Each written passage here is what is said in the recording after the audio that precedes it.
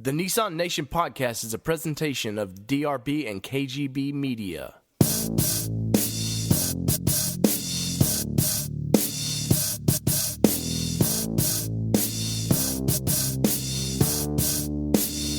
Recorded live, coast to coast, it's the Nissan Nation podcast. From camping, racing, and all points in between. The NNP is your Nissan Nation podcast. Now start your engines and welcome in the hosts, David and Danny. What is going on, Nissan Nation, man? From all things here in Middle Tennessee to Southern California, this is the Nissan Nation podcast. We got Mr. Daniel Groders on the line. What is going on, Danny? What up, Dave? Living the dream right now, man. It's sunny. It's beautiful out here. It's pool time weather. You guys can do whatever that snow stuff over on the East Coast. I hear they're getting nailed right now, but I spent the entire last weekend soaking in the rays and had a little surf today. Nice, dude. We've hit all 5 or 10 seasons. I don't know how many seasons there are now. I think our guest tonight, he was saying the same thing earlier, that weather is a factor. So Danny, bring in our guest tonight. Yeah, we got a great guest tonight. We have Brennan Becker, who is the godfather of the VK swap, as well as a big Nissan fan. He's had a really sweet history of cars, from what I can tell. And he is pioneering some really sweet stuff in the Frontier Titan world, I guess you would say. So Brennan, without further ado, how's it going? Oh, it's going. Yeah, we're dealing with the cold weather over here. Way to rub that in on the surfing. Hey, first off, I want to give a big hooday, man, because we're all three Bengals fans here. Oh, really? Yeah. Nice. Yeah, I guess so, huh? We can end the show right there. And yeah, I don't know, man. I don't really have high hopes for this season. It's not looking too good. Yeah, this we'll see, though.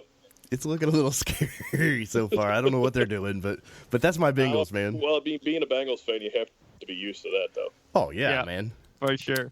Definitely. I knew what, like, 81s when I really started paying attention to them. So yeah, the good years, and then you guys weren't born probably. Nice. Anyways, this is an NFL talk. So give us the background, man. We I'm gonna play stupid here and act like we don't know anything about you. And I know Dan's Facebook stalked you like crazy. So I just finished Facebook stalking. I got a couple fun facts for us. He started a Wikipedia page. I want to delve into some history with him real quick, Dave, if you will. Go for it. So real quick, I wrote down your list of vehicles that I saw on some of your old Facebook albums or whatever, that because I was kind of searching around looking for some of your old cars and stuff.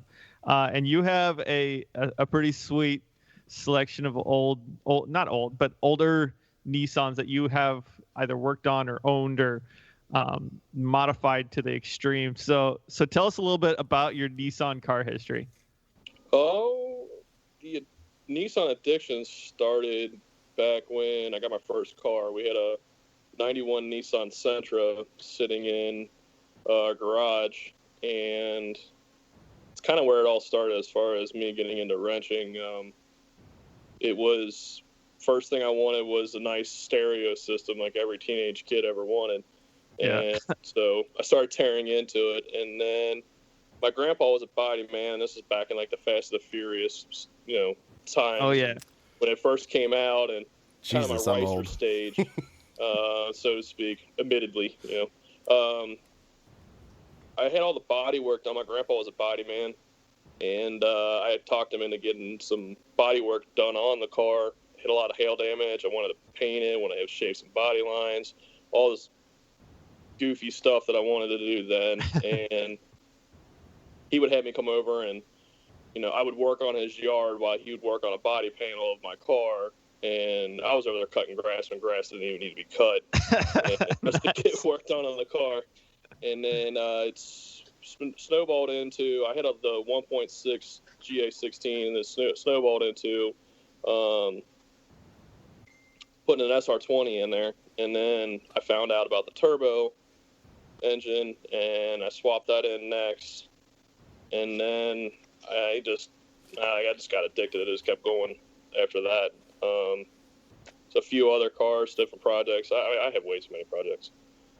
Yeah, I was noticing. So let me just kind of go down the line. So you had a 94 240 SX, right? Or do you? And tell me if you still have those. 95. I'm sorry, 95 240 SX, and you're doing an S15 swap on it. I was. I since got rid of it. I sold it all off. I bought a house at the time. Some big boy things came at me, and it's just sitting, and I kind of just started losing interest in it. The way that I wanted to do it, the ideas that I had for it were just going to be crazy expensive. To the point where at the end of the day, it was only going to be a 240, and so I sold it all off, and I ended up buying a Datsun Roadster.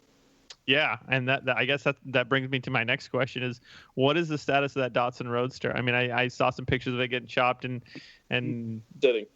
It's some welding going on and stuff, and then little by I'm little. guessing you just moved on to another project for now, or yeah, I'm just not in a real hurry to finish it. I mean, it's always going to be some type of classic. I got a lot of work that I'm doing to it. I mean, the original chassis on it was rusted out worse than I ever thought it was, and when I got it home and broke it all down, so I bought a 91. I forget what year it is. I think it's a 91. I think I'm not sure, but it's a Miata, and it had a blown head gasket. And it was in pretty rough shape, so I'm just transferring all the body panels over to it because the Roadster's just the condition that it was, being that it was a 1600. It just really isn't worth.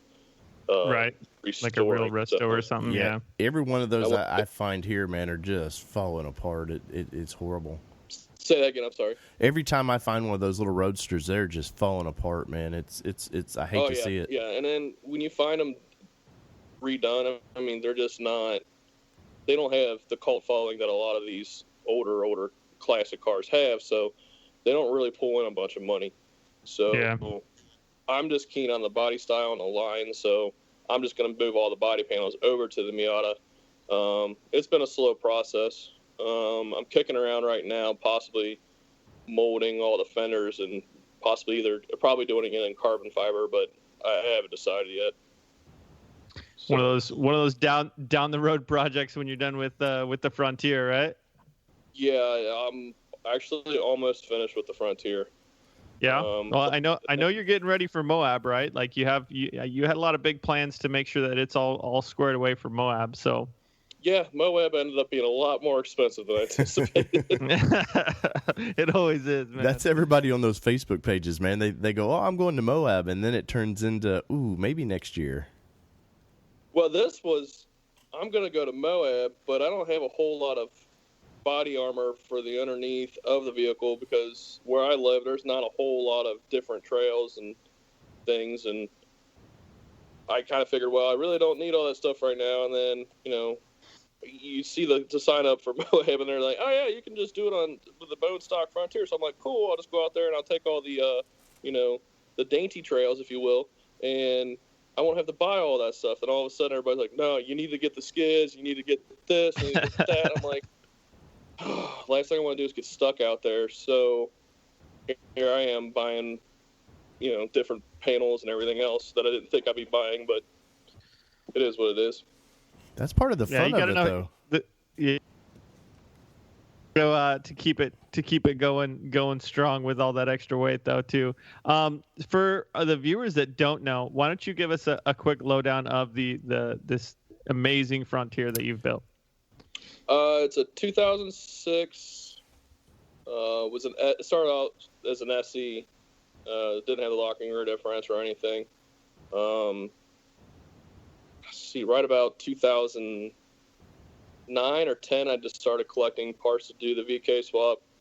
I got a hold of a VK that had a blown head gasket on it, so I went ahead and rebuilt the heads on it. It was out of an 05 Titan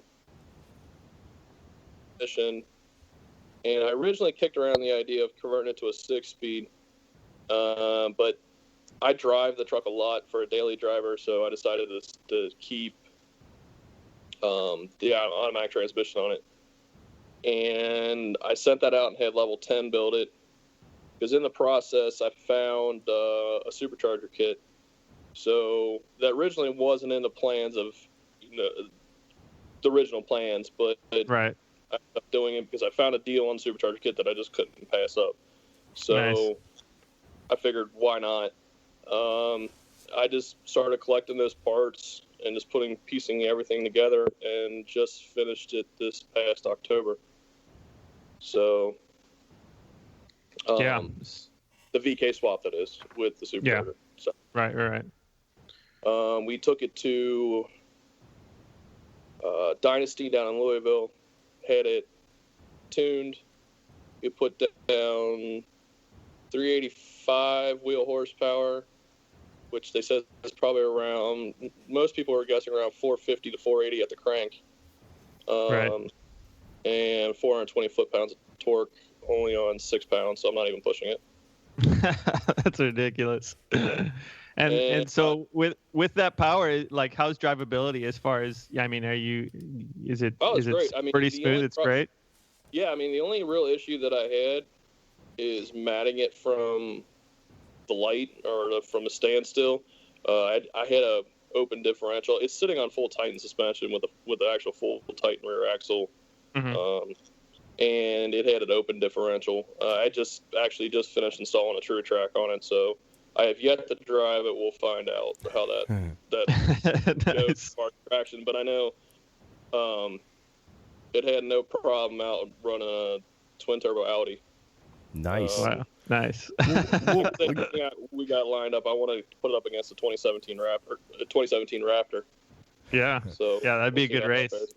Well, what led you to because what brought you to our attention, like everybody, is you decided to put a V8 in a Frontier, and I started seeing you offering the wiring kits on forums and stuff. Kind of what led you down this path, man? Was it just the ultimate path of wanting more speed and power, or? Mostly just the challenge of it. I enjoy wiring, unlike most, so I actually have fun, as weird as it sounds, staring at schematics and figuring how it went. I remember watching the first swap that went down on Club Frontier, the first one that I actually had seen, and the outcome wasn't so great, and it scared a lot of people. And I knew that it had wiring that was an issue, and it was definitely. I wanted my truck to be. I like having something different than everybody else. I don't like the average norm. Right.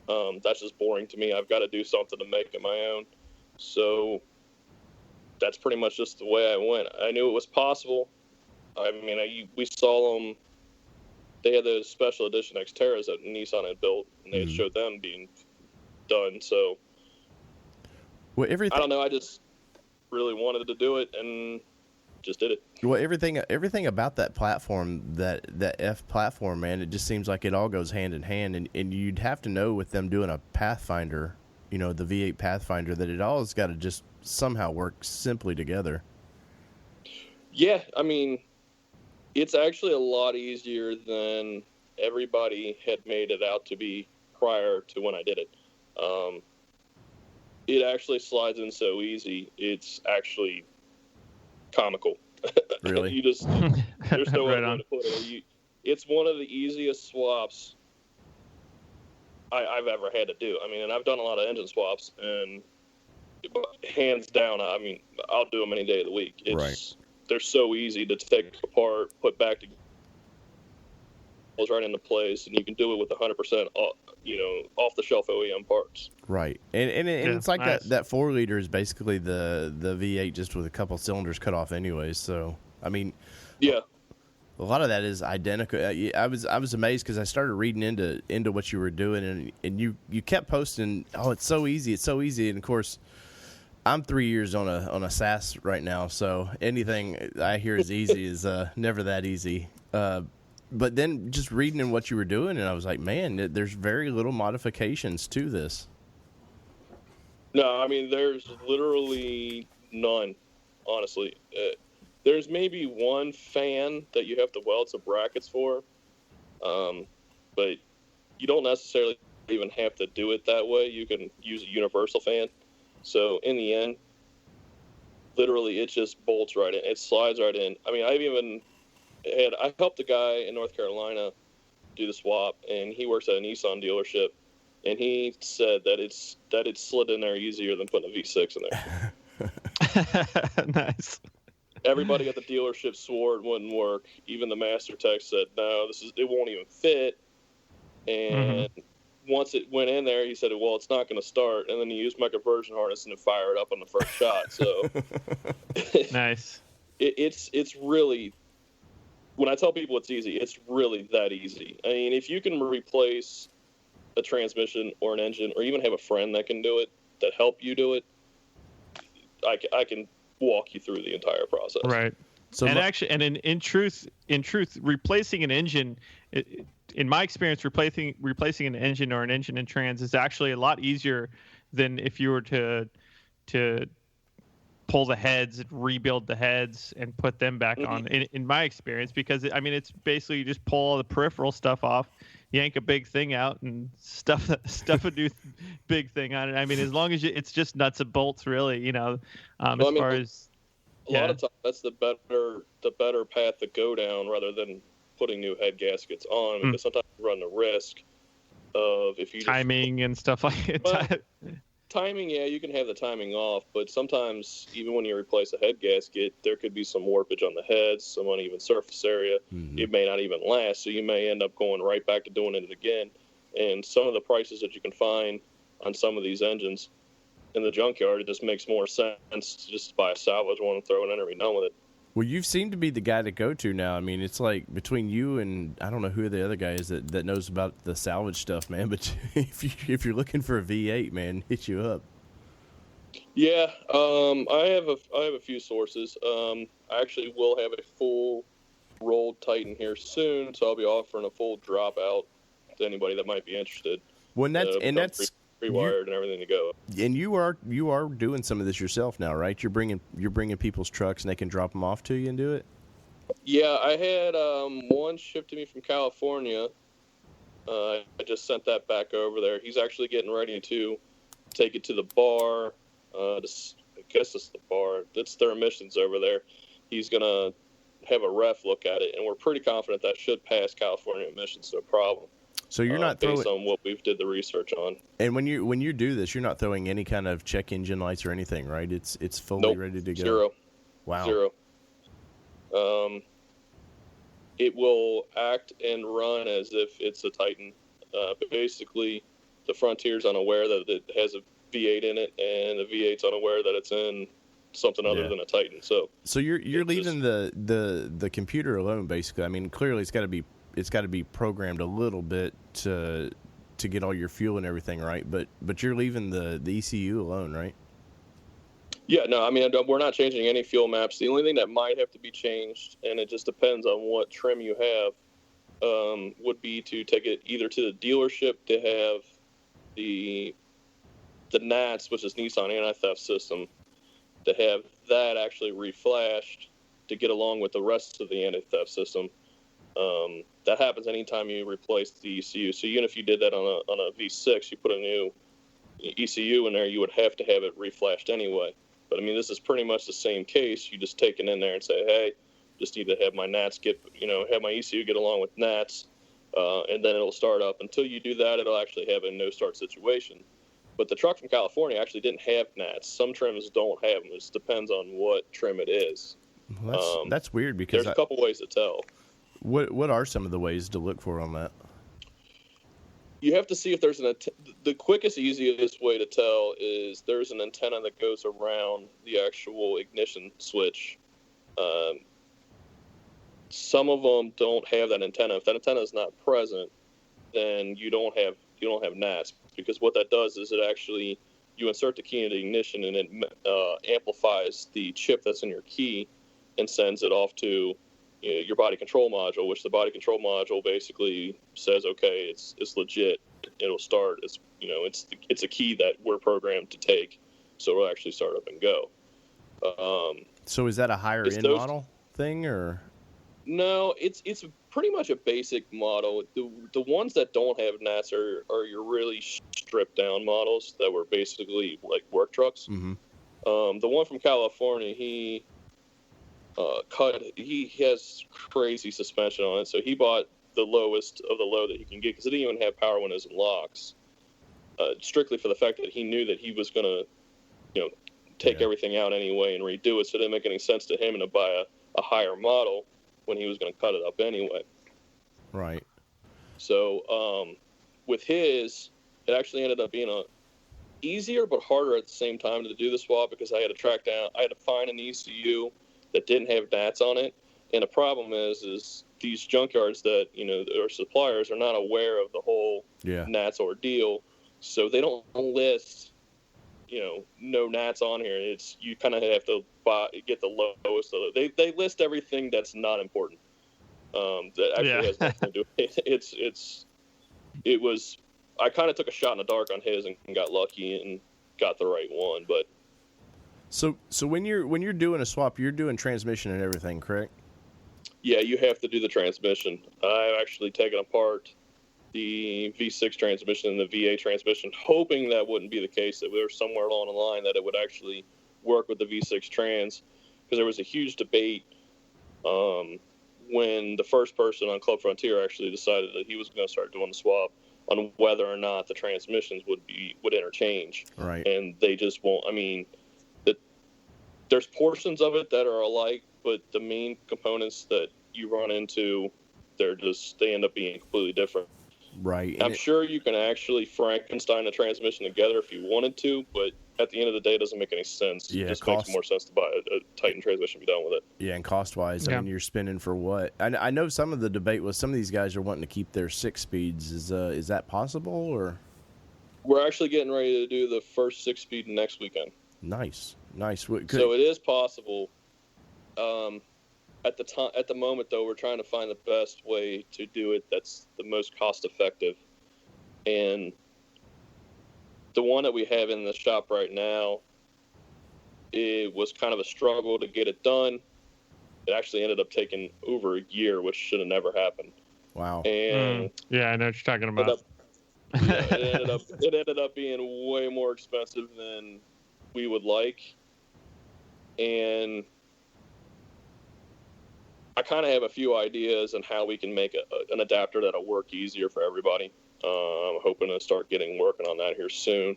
Well, I would be scared. But with the V's, the 6-speed in that thing and that much power, man, I'd be scared for my tire bill on that because you'd be wearing them out, I would think.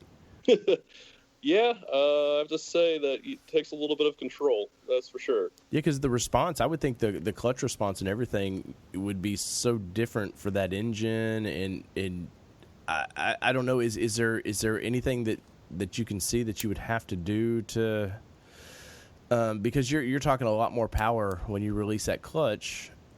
Is there ways around that, or you just have to use a beefier type clutch? What's being implemented with the one we're getting ready to do this weekend is actually a 350Z clutch.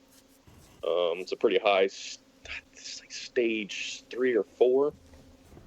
Yeah, because basically the transmissions are all the same, right? Because I know from what I've it's. Go ahead. No, go ahead, man. What I was going to say is that the Frontier Xterra manual transmission is built a lot like the 350Z trans, and then a lot of people use those 350Z transmissions to put into their higher horsepower cars. I've seen them being adapted to the older 300ZXs and things like that. So it's a pretty stout transmission. I think it'll be fine behind it. I know that they actually do make a V8 transmission from the factory, manual transmission for the patrol, but it's across seas, and it's just crazy expensive to get a hold of one right now because they just came out, and then getting one shipped halfway across the world is going to be just astronomical. So, well, your guy over at Rugged Rocks, Steven, man, he would be a guy he somehow, and Danny may check me on that, but he somehow knows how to source those parts over there. Yeah, he's got some really good connections about sourcing parts from overseas, etc. So I have a question. So you said you sent your transmission out to get done by level 10? Yes. What all did they do to it? Do you know? Upgraded valve body and torque converter, or is that kind of something along those lines? It's got a different stall on it. I'm not really sure what one they put on it. They gave it the bulletproof treatment. We're supposed to be good for over 700 horse. You can supercharge on a stock Titan transmission, but it's kind of a gamble on how long it's going to last. I'm sure if you beefed up the cooling system, it might last a little while longer. But for peace of mind, I just decided to go ahead and have it built. It's a lot firmer. It takes a little bit to get used to. It almost feels sometimes it kind of downshifts hard, and it's firm. I shouldn't say hard, but it's firm. It just takes a little bit to get used to, but once you accept the fact that it's actually going to kind of be shifting a little firmer than a normal transmission, then it's a very good transmission after that. I mean, I've had no problems with it whatsoever. Very good. I asked just because I'm curious, because I'm gonna have to I'm gonna try and put a little bit of a beefier torque converter in when I get the racetrack going. So I'm curious as to my options. So I'm maybe I'll pick your brain a little bit, or I'll probably end up just calling them. Actually, probably have the idea. Call Pat. Pat's the owner. He's a real good guy, really knowledgeable, and he can set you up. He'll know what to do for you. Well, with these swaps, man, how many have you done now, or how many do you know that are kind of out there? It's actually going all over the world, which is actually pretty crazy. I think right around 8. See, there's that I know that are completed, right, or in progress. There's one that the first one I did was a guy in Georgia, and then there was another one. Angels with Off-Road Gorilla. He has his done. I helped him do his. That was the second one. Yeah. Let's see. There is another one in Nevada.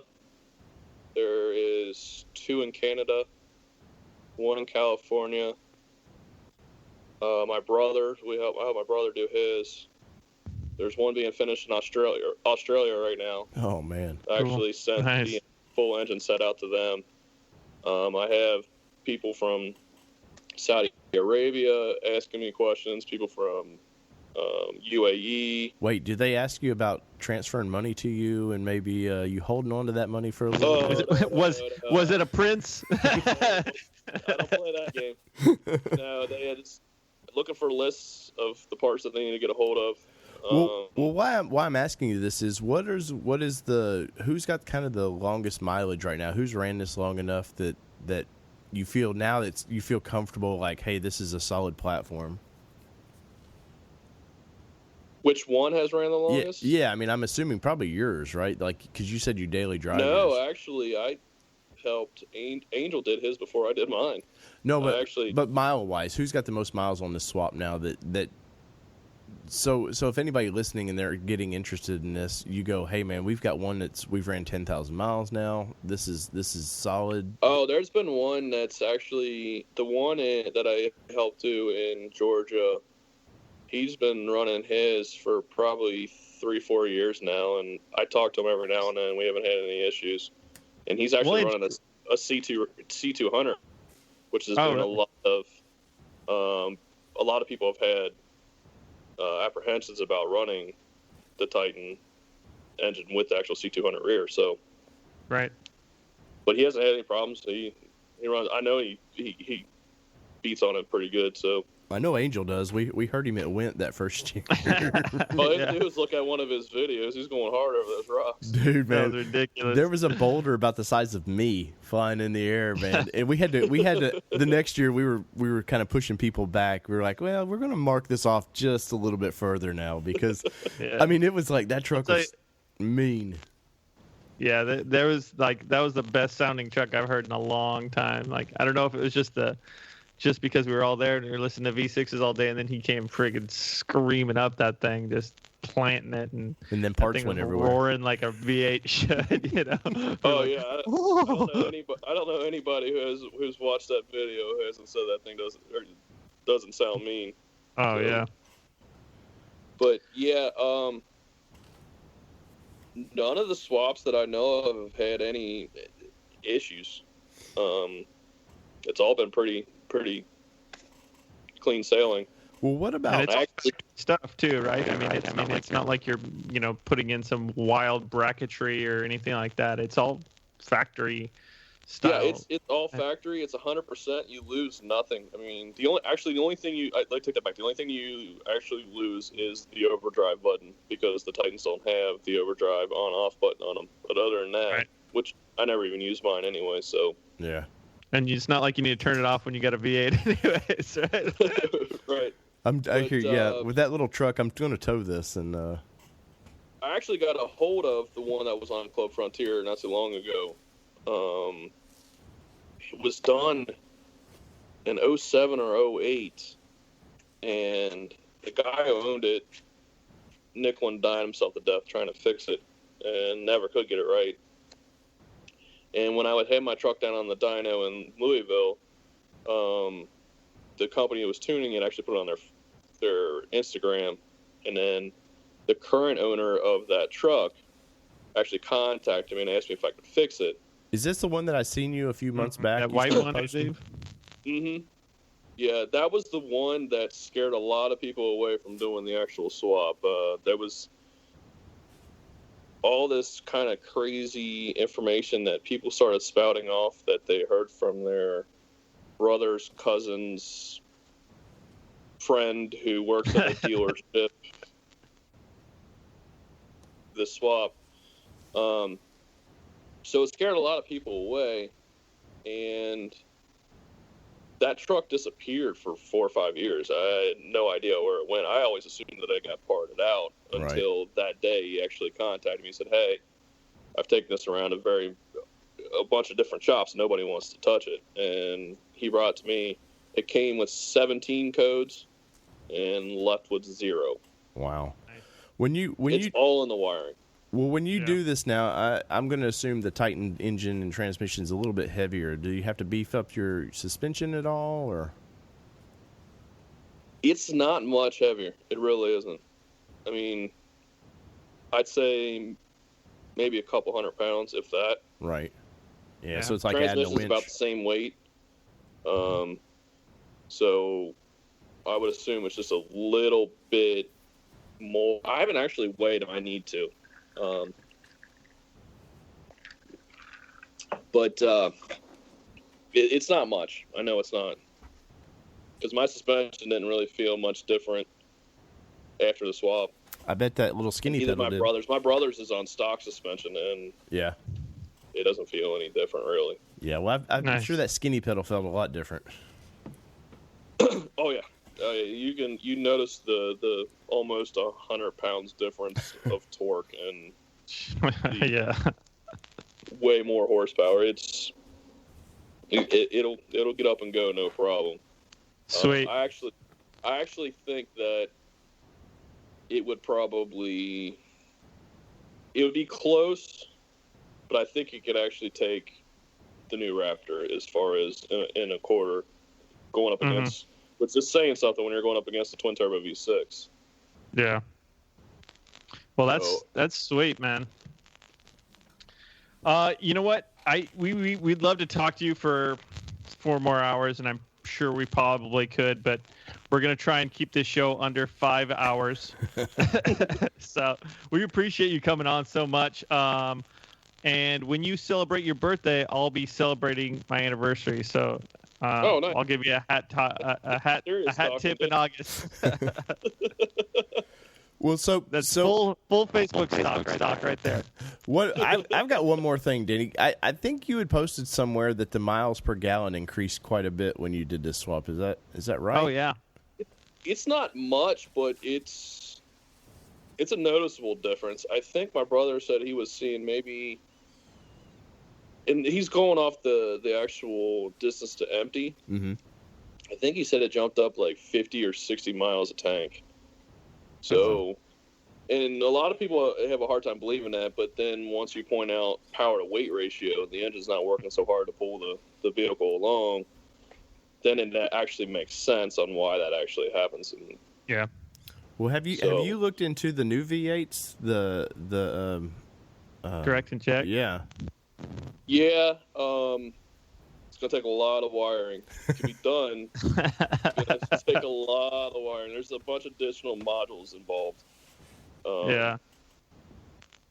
I'm thinking about tackling it at some point, but I'm on the fence because I kind of have my eye on a 370Z. So I don't know. I got to stop with all these projects. That's I know. Yeah, consolidate. Well, cool, man. I appreciate you coming on. Is there anything you want to plug? I mean, are you selling wiring kits, or is there any way people can contact you or something? Yeah, I'm actually working on getting my website up.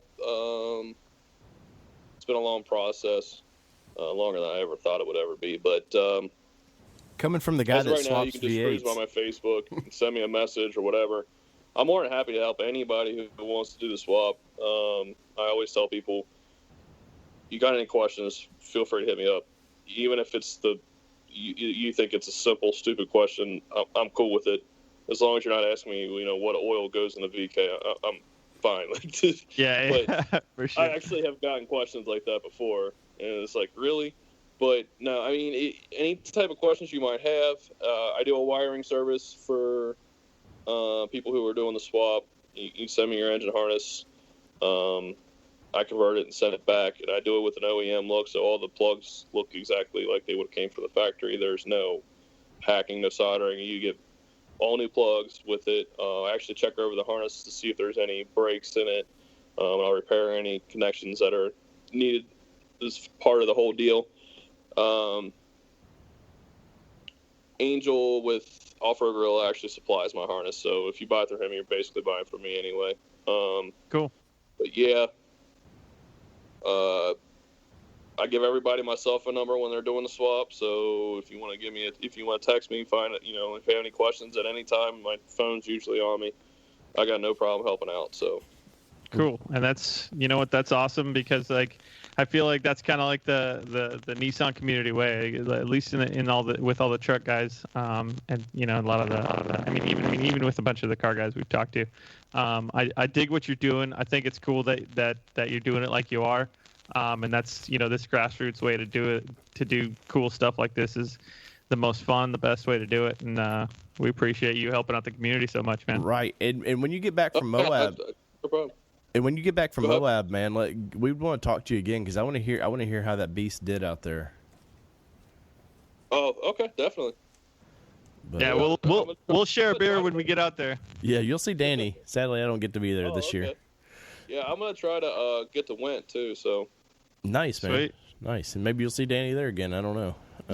Who knows, man? It's not on Danny's birthday this year, so he might actually get the permission. But man, we appreciate you being on, and like I said, go to Off-Road Gorilla if you're interested in the harness. Like he said, it was coming directly from him, anyways. Look him up. I'm assuming Facebook. Look you up. If that's cool. Yeah, you let me on Facebook. I also have a Facebook page. I need to update it. It's the company name's Driven Desires is the one that I'm coming up that I'm working on. Right. Hopefully I'll have the full-blown website up soon. That was actually kind of a deal that I worked out with the truck that came from California. He's designing my website for me, so Sweet. Hopefully Cool. Soon that'll be up. Well, nice, man. But I'll be offering. I'm going to try to start getting full dropout kits, running, have videos of running engines, all that, so ready to go if people want to buy them. Or I come across them a lot. I have a lot of people come at me for them, so why not? Yeah, very good.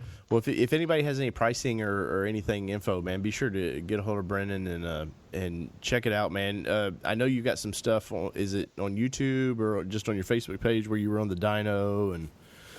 Yeah, I have a couple of videos on YouTube. It's hard to keep up with all the the multimedia and Yes. the social network while still trying to churn out vehicles in the shop. Because this isn't even my full-time gig either. So Right. I work a full-time 9 to 5 during the day and then go to the shop afterwards and wrench it. I feel your pain, man. 11, 12 o'clock at night. So we sort of do the same, man. It's hard to balance it. I need to get more things uploaded as far as on the YouTube pages and all that. But I post a lot of updates here and there. Instagram is a lot of times that I'll put a lot of updates on there too. And how do they find you on Instagram? It's Driven Desired. Okay. Well, cool, man. Cool. We like I said earlier, we appreciate you being on, man, and we've been wanting to do this for a while. It's just trying to make things work. And we'll have you on again in June, man, because like I said, I want to hear how that thing does, and I want to get your impression of Moab, because it's always fun to get people's impression. Appreciate you guys having me. All right, dude. Well, we appreciate it.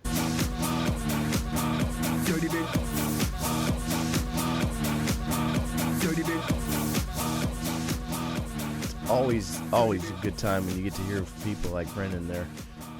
So now what I want to do is I got to do an interview with the Nissan Texas Truck Meet guy, and they got an event coming up, and they got registration ending today. So if this is the Friday you're listening to this on, you're interested in hanging out with a bunch of cool Titans and Frontiers and Pathfinder guys and whatever, they're in I guess kind of eastern southern Texas somewhere in there. Let's listen in on what they've got going on, and bring Danny back in just a second.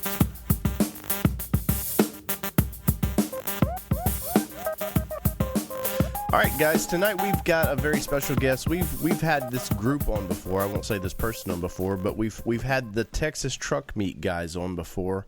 And tonight we got Mr. Corey. Corey, how do you say your last name again? It's Suarez. Suarez. I was going to butcher it, dude. I'm horrible with pronouncing names. It's a tough one, man. It's not like Smith. Yeah, man. Well, they give you a radio show, and what do you do, man? You start butchering people's names first thing. So, hopefully you're having a good evening, man. I know you guys are just in the final kind of prep for your event, correct?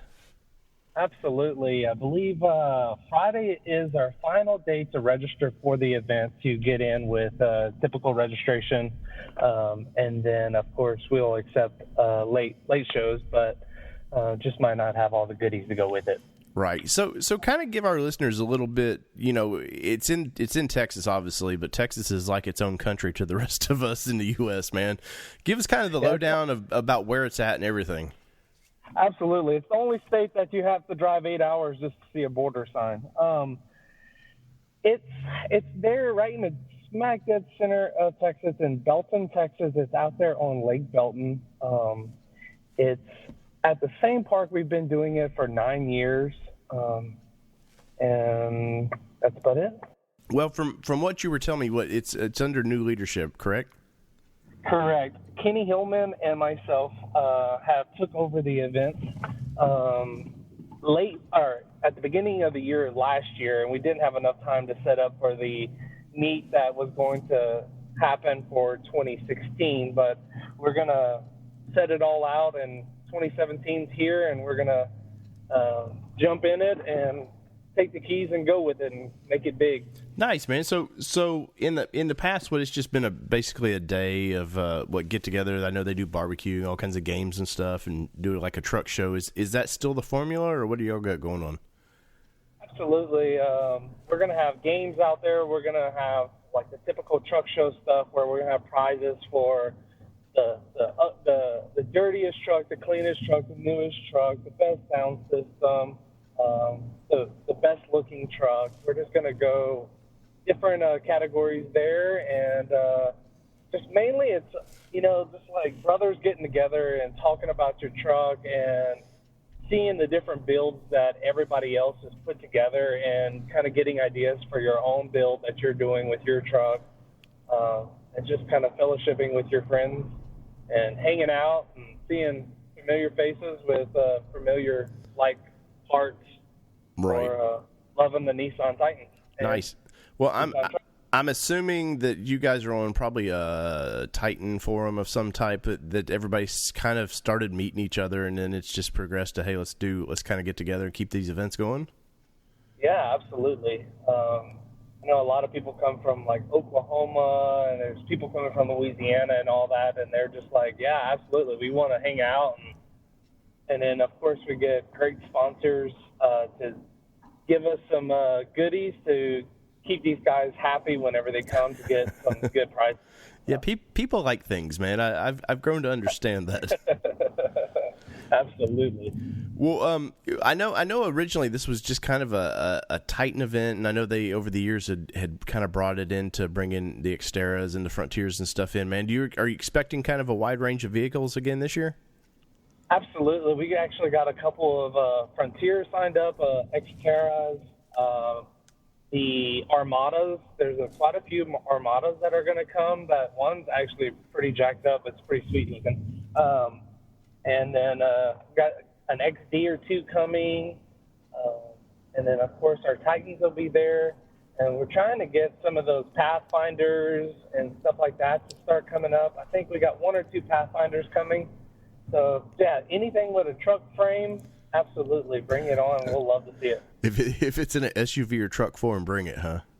Yeah. Anything sitting on a frame, that's what we call it. If it's sitting on a frame, bring it. Some of the smaller SUVs aren't frame-based. Right, right. Yeah, the new mall finder or whatever they call it, man. Yeah, it's it's a little different. I had one in front of me today, and it actually, since I'm over here in the land of all things Nissan, man, they had Michigan manufacturer plates on it, so I don't know what some of the people from Michigan are doing down in one, but they're doing some sort of testing, and my son was sitting there, and he's like, "That's a Pathfinder?" And I said, "Yes, that's a Pathfinder." But yeah, man, from the last generation on back, man, they are beastly vehicles. So with the new Titan, man, I am on all kinds of face groups for doing our show, as I'm sure you are for trying to promote your event. Absolutely. I'm seeing all these guys building up these new Titan XDs, man. Hopefully you've got something like that coming. I think one of our guys has a pretty sweet XD, and I don't know if he's done any of the crazy modifications yet, but he has talked about doing it. Mm-hmm. But yeah, absolutely, I am in love with the platform that when they build it up, put it on 6-inch lift with 35s or 37s. Those XDs just look massive. Yeah, man, they finally have that kind of look of that Dodge and Ford, where you lifted them things up, and they, and nothing against the last Titan, I think it looked amazing too, but for some reason this XD, man, it looks like it's playing with the big boys now when they lift them. Absolutely, yeah. Well, so when they want to register for your event, man, how do they go about doing that? So they can get onto our Facebook group, Texas Nissan Truck Meet. Find us on Facebook, and then you can shoot us either a private message, that or you can even just go to our Gmail account, and that's Texas Nissan Trucks. And with that, you can send us an email through our Google account. Mm-hmm. And that way we can know that you're wanting to come. Well, cool. And it seems like I've been following you guys a little bit. Seems like y'all are doing more camping, I think, this year and stuff. Like I've noticed you've really been encouraging people to get those spots. Absolutely. I mean, it's kind of like one of those where we want you to come and not have to leave. And basically, on Friday night, we'll do this big caravan of every truck that'll come to a restaurant. So basically, we'll have 30 to 40 to 50 trucks of Nissan all caravanning to one location to eat dinner. And then basically, when we get back on that one night, Saturday, we're not going to move our trucks. So it's kind of like one of those where we would love for you to just not have to leave if you don't have to. Right. That's awesome, man. So, what are some of the sponsors you got? You've got. I know usually they have the event has a pretty good list, man. Anything you want to drop? Yeah, I definitely have to give a huge shout out to our guys here locally to UpRev. They have been really faithful to us and have done amazing with their sponsorships. And and definitely, let's see, I'm going to go through the whole list. Go right for it, man. 1 second. I know we got a couple of new sponsors. Rugged Rocks, they're out of California. We bought some stuff from them. That's like all things with like drivetrain stuff. And CJD Racing, Rock Auto, Castrol Oil, Wide Open Performance hooked us up with some cool stuff this year. Anthem Off-Road, Frozen Rotors hooked us up big time with a bunch of gift certificates. Scrubber Blades, Nisstec, Sparkplugs.com. A lot of those guys just like really did awesome.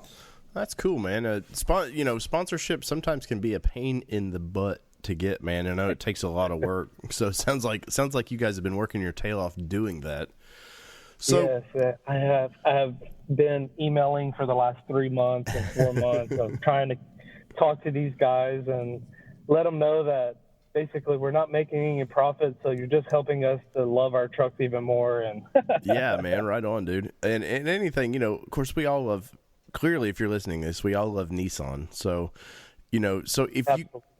if we have any listeners in the area, man, go out and check these guys out, man. We've followed you guys for several years now. Like I said, we had the previous guys running it on the show, man, and we'll definitely want to talk to you guys again after the show and let us know how everything turned out.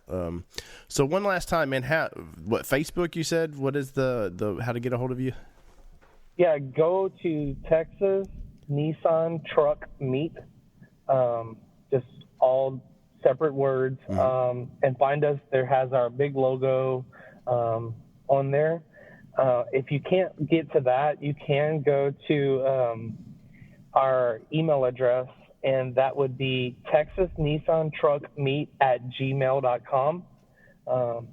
And that's all one word, Texas Nissan Truck Meet, all spelled out, gmail.com. And shoot us over an email if you would like to come. And the dates are March 31st through April the 2nd.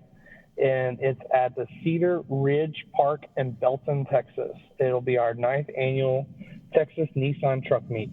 Nice, man. So definitely we want to talk to you for number 10 because number 10 is always special. Absolutely. I'm hoping to get at least 50% more trucks next year because we'll have more time to regroup and make sure everything, how we're doing it, is the right way. And I think we're going to just send it home. Well, nice, Soon man. We'll outgrow our park. I'm excited for that. That's nice, man. And, it's always nice to bring in new leadership and stuff. It just refreshes everything and brings a new excitement to it. So man, we definitely, Corey, we definitely appreciate you being on the show tonight. And we hope that your event's a big success, man. Hey, I appreciate you guys very much. And anybody out there in podcast land want to know more about us, hit us up on Facebook. All right, man. And that is the Texas Nissan Truck Meet. So we appreciate you being on tonight. Yeah, appreciate you guys. What is going on, everybody? Let me talk to you a little bit about Lifestyle Off-Road. What is Lifestyle Off-Road? What do they do? Well, let me tell you, they make custom t-shirts, they make custom graphics, stickers, you name it. They also have their own line of clothing. I wear a lot of it, man. I personally like their designs and what they do and how they support, the off-road community and especially the Nissan community. So if you need something from custom stickers, I love you grandma, whatever you want to put on your car, maybe family reunion t-shirts, maybe t-shirts for your club or event, give them a shout over there at www.lifestyleoffroad.com or check them out on Facebook at Lifestyle Off-Road. Be sure to tell them the NNP sent you. All right, Danny, that was a good time, man. Brendan knows his stuff, and I'm the odd man out on that because you two can talk tech, and I'm just like, yeah, put gas in car, Yeah, no, huge props to him for figuring out the wiring. I've stared at wiring diagrams myself, and they can scramble your brain even when you know what you're looking at. So huge props for him to, dissect that and come up with a great new harness. Well, big props to get those squared away. Big props to that, and then big props for someone to going, well, I like doing that. Yeah. It makes my simple... I mean, he's salted. He's good people, man. He just wants to help other people make sweet stuff, and he's like, yeah, call me. I'll give you my cell and stuff. So that's super cool. I'm really stoked to. I'm gonna buy him a beer in Moab because that's super cool of him. So I'm pumped to meet him in person when we get out there, and I gotta go sit in his truck and let him friggin' stomp that pedal. I want to feel the difference. Yeah, I'm sure it's pretty sweet. You don't want to or your wife doesn't want you to because I know if my Frontier right now was paid for out there, I'd probably be finding a Titan motor and the truck would be going up to him for a few weeks, man. Because after really reading about this, it's just like, oh God. It's the kid in you. You always want that bigger, badder toy. Man. It would be if I didn't have a race truck, I would have gotten and bought a VK myself and bought a harness because it's definitely something that I think is in my wheelhouse to do as a garage project. That's an BMW. I want to do it on the Red Frontier, and I mean, if I ever get done with my race truck, then that may happen if I still have the red truck, in 2-3 years or whatever. Well, I could tell by watching you in that interview, man. I could see your wheels spinning of like, oh, how do I get this part? And I will say this as well is if for some reason I leave this Class 7100 and race in like 2000 and I decide that's where I really want to stay racing, you can run a V8 because a lot of the Toyotas are just running LS motors. I would love to drop a VK in there and just start destroying these guys with their 5.3s that are underpowered and sad and lonely. Yeah. That would be super fun to do. Well, you know what's cool is, man, guys like these, man, these are the people that Nissan needs to start looking at, man. And I know they follow these Facebook pages and stuff, and they've got their little moles that kind of pay attention, man. But these are the innovators, man. These are the guys that are like, I mean, anybody can put a suspension lift on, and make your truck bigger and better. But these are the guys that.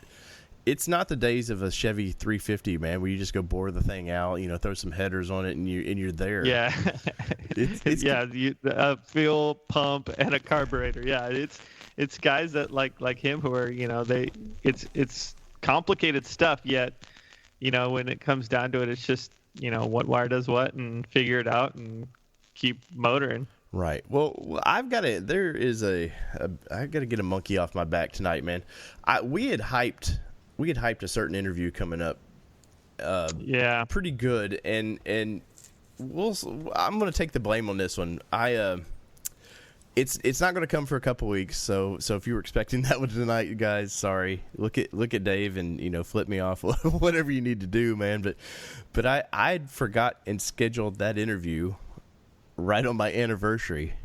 And it wasn't just a anniversary, it was my 10-year anniversary, guys. So in a panic mode, I'm trying to get Skype on my car, on my cell phone, and Danny's going to record all this for us, and just through the confusion, that interview didn't get to happen that night. So Danny, I'm sorry, buddy, I screwed up. Yeah, it's it's all right, and it just came down to just the logistics of everything. He's a really busy guy, and I know I'm pretty sure that he's going to be down in Long Beach racing within the next week or so.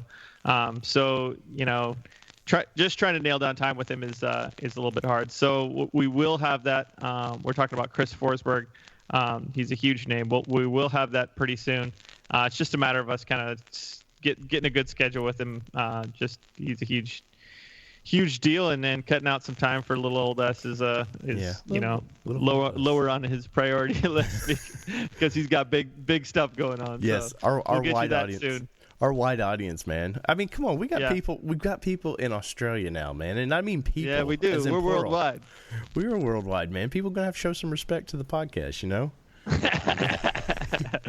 Well, Danny, before we cut out of here, man, you got I know Nisstec's got all kinds of things going on. I've seen you plugging away, man. Anything you want to talk about on that front?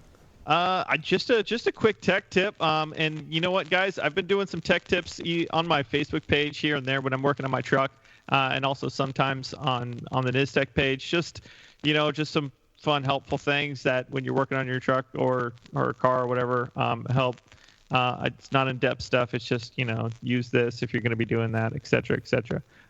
Today, this tech tip came from Chris. I was chatting with him, and I wanted to remind you that since we're coming to the springtime, everything's wet.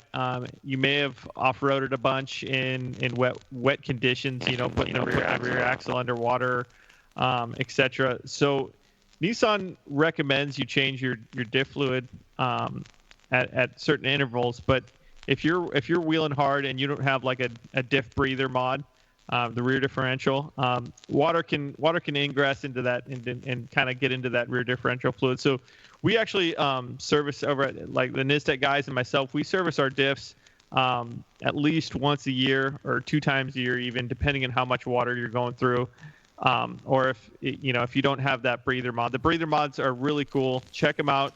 They'll be popping up on the website on nissteclifts.com within a week or so. So it's a great little mod, just something simple that you can do.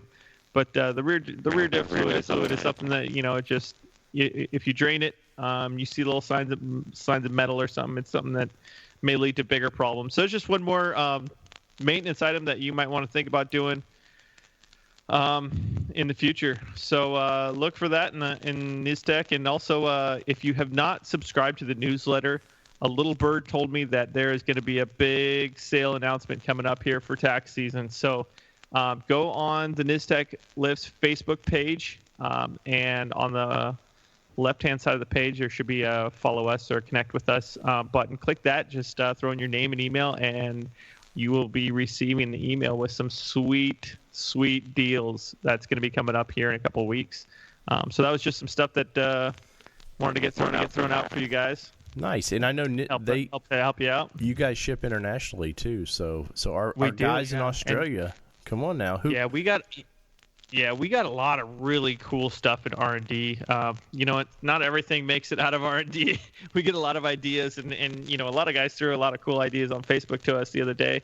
But we got a lot of cool stuff in R&D, and the more you guys help by buying stuff from Nisstec and or Xterra Performance, the more money comes in, and the more money we can spend on prototype products or getting a little bit more stock. So it's kind of a beautiful circle. As long as you guys keep supporting us, we want to keep supporting you. And me and Dave love interviewing people and trying to get the word out about guys like Brennan who build cool shit, man. Yeah, man. So that it's possible for more than just one guy that put it together in his garage. So we want to get the word out for all of you cool people. If you have somebody that that has done something super cool on their vehicle that's helping out the Nissan community big time, shoot us a message on the podcast Facebook page, or one of us personally. We'd love to chat and talk. So yeah, and also that's all from me. Check out our Instagram page. It's a Nissan Nation podcast. If you've got a cool truck you want it featured, man, send it to us. We don't mind if you post it on our Facebook page, whatever. We'll feature it on our Instagram page. We're not super strong like Xterra Performances or anything right now, but we're getting there. One like at a time. Yeah, buddy. And last but not least, if you're still listening, please buy all your Amazon crap through our link on our Nissan Nation podcast page, so that we can get some pennies and buy some more patches for you guys or something. And speaking of patches, Danny, that's a great segue. I have 2 patches left, man. Sweet. I've got all kinds of stickers that I'm gonna put on our website, but the next design of the patch is already getting ready to go, man. And it's just to let everybody know, if you've seen our little microphone sticker, that's going to be the next patch. It's going to be kind of black and orange, I think, something like that. Cool. But if you get a hold of me now and you want one of the originals, I'm not making these patches again. So limited edition. That's right. Patch. Every run is its own thing. So get in and get it, while you can. So, well, Danny, I am beat, man. I've had an exhausting day. And even though I'm talking Nissans, which I greatly love, and talking to my bro Chacho over there, I'm sleep and rest is calling my name. I know you've been working your tail off recently, Dave, and I'm gonna let you go tonight. And I will hold down the fort for another 6 hours on this Nissan Nation podcast. 6-hour edition. We should just do a live stream like that one night and then just start Live drinking. stream. Just start drinking by the whole time, you know? Man. Maybe we should have a drunk show. Like a pre-Moab drunk show. Wasn't that like the first 6 or 7 shows? Yeah, that's true, huh? What are you drinking tonight? Yeah, well, All right, Davo. From everybody here at the Nissan Nation podcast, JR, whoever's helped make this show great, Kelly, Luke, whoever, man, our sponsors, Nisstec, we greatly appreciate them. My name is Coffee McGee. Almost made it, man. And this is the Almost Nissan made Nation podcast, and what are we, Danny? Ow! Peace, everybody. Love y'all.